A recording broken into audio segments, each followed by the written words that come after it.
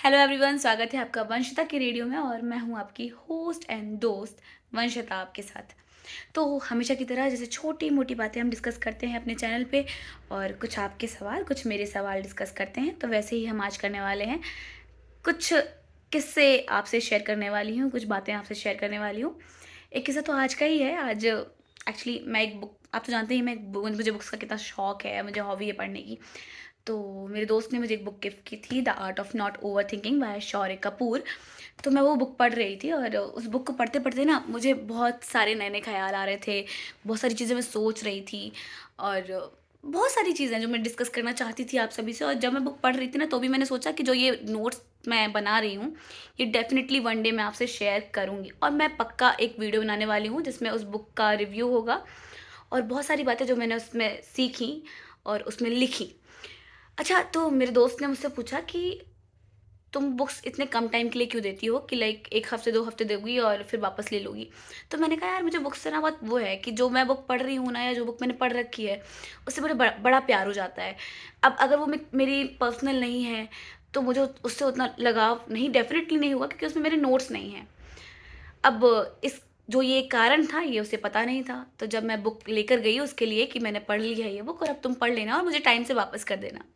तो जब मैं बुक दे रही थी, तो फिर से उसने मुझसे वही सवाल किया कि इस बुक में ऐसा स्पेशल क्या है जो तुम बार-बार मुझसे वापस माँगने की डेट पूछ रही हो? तो मैंने कहा, जब तुम बुक खोलोगे ना, तब समझ में आएगा कि इस बुक में स्पेशल क्या है। एक्चुअली ये जो बुक है, इस बुक में ना आधे पन्ने भरे हुए हैं, और आधे पन्ने राइटर ने ही खाली छोड़े हैं।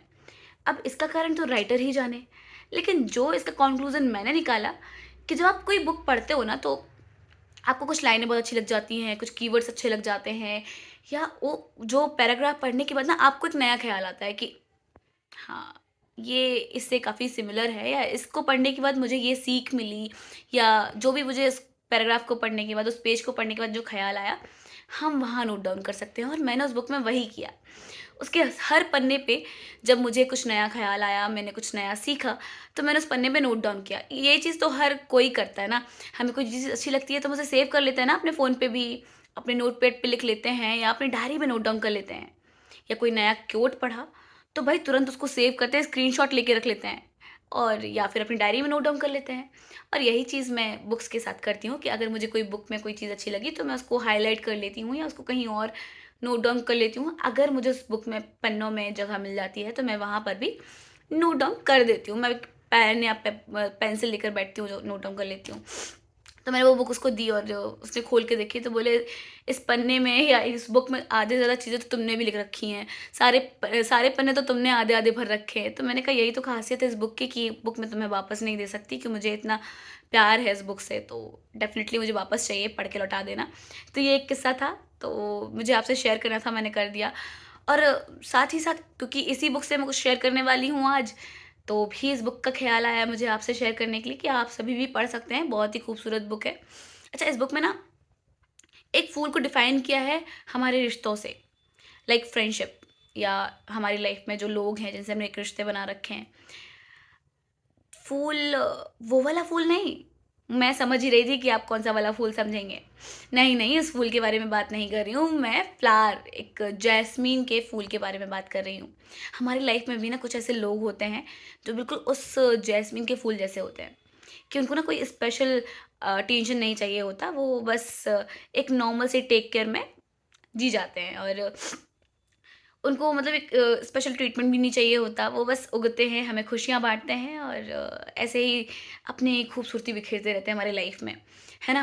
कोई उनसे कोई बोलता भी नहीं है ना, क्योंकि सब रोज़ और ऑर्किड्स और इन सारे फ्लावर्स के पीछे-पीछे भागते रहते हैं, और जो जैस्मीन है, जिसको कोई स्पेशल ट्रीटमेंट की ज़रूरत नहीं है, और हर रोज़, हर महीने, बिन मौसम भी हमें खुशबू बिखेरता है, और हमारी लाइफ़ में खुशियाँ बिखेरता है एक तरीके से।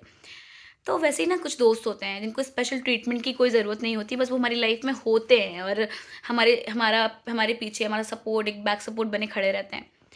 बट कभी-कभी ना हम उस बैक सपोर्ट को ना ऐसे लाइटली ले लेते हैं, जैसे हम जैस्मीन के फूल को लेते हैं, कि लाइक खिल तो जाता है रोज़, कोई स्पेशल ट्रीटमेंट भी नहीं चाहिए। जैसे स्पेशल ट्रीटमेंट हमारे उस दोस्त को नहीं चाहिए जो जैस्मीन के फूल जैसा है।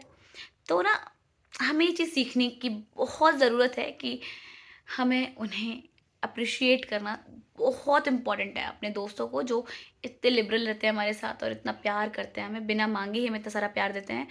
तो डेफ़िनेटली मैं इस चीज़ को पढ़ने के बाद मैंने एक नई चीज़ सीखी कि जो मेरे ऐसे दोस्त हैं ना जिनको मैं बिल्कुल हलवा समझती हूँ, मैं उन्हें भी अटेंशन दे देती हूँ बार-बार क्योंकि वो माँगे या ना माँगे, प्यार तो सबको चाहिए, है ना?